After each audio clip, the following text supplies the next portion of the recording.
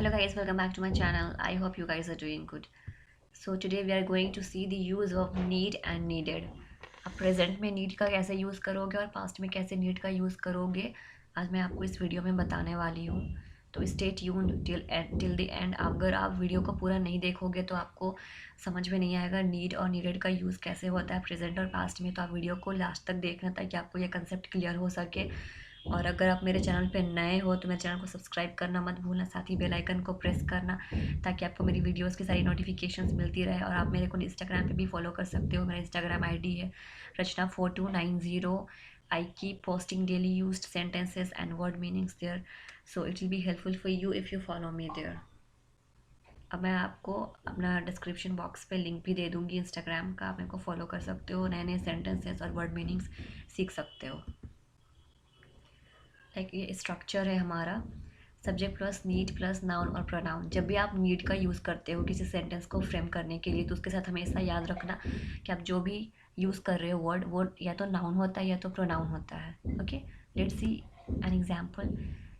She it needs she it और Rohan needs money. Okay, उसे पैसे की ज़रूरत है। सबसे पहले तो मैं आपको नीड का मीनिंग बता दूं कि नीड का मीनिंग होता है चाहिए, ओके, या ज़रूरत है या आवश्यकता है, या ज़रूरत है आवश्यकता है या चाहिए।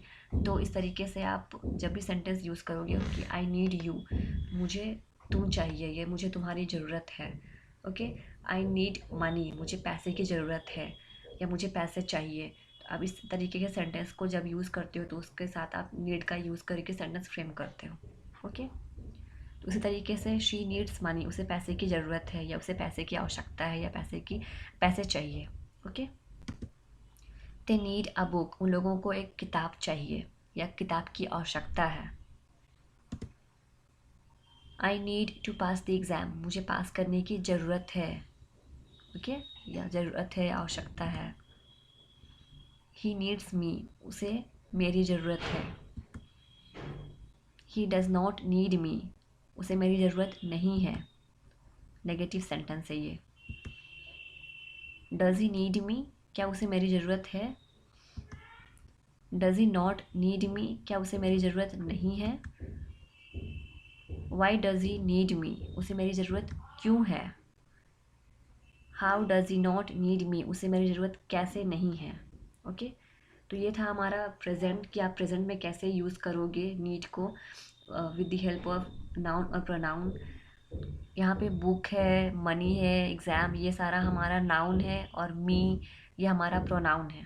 ओके, तो आप अपने सेंटेंस के अकॉर्डिंग आप इट्स अप टू यू कि आप क्या यूज़ करना चाहते हो, नाउन या प्रोनाउन। तो आप ये यूज़ करके नीड का यूज़ करके आप सेंटेंस फ्रेम कर सकते हो। अब बात आती है नीडेड, जो आप पास्ट में मतलब चाहते थे, ज़रूरत थी, आपको आवश्यकता थी। ओके, तो आप उसका यूज़ कैसे करोगे पास्ट सेंटेंस के लिए। आई नीडेड अ पर्स, मुझे एक पर्स की ज़रूरत थी या मुझे चाहिए थी। ओके,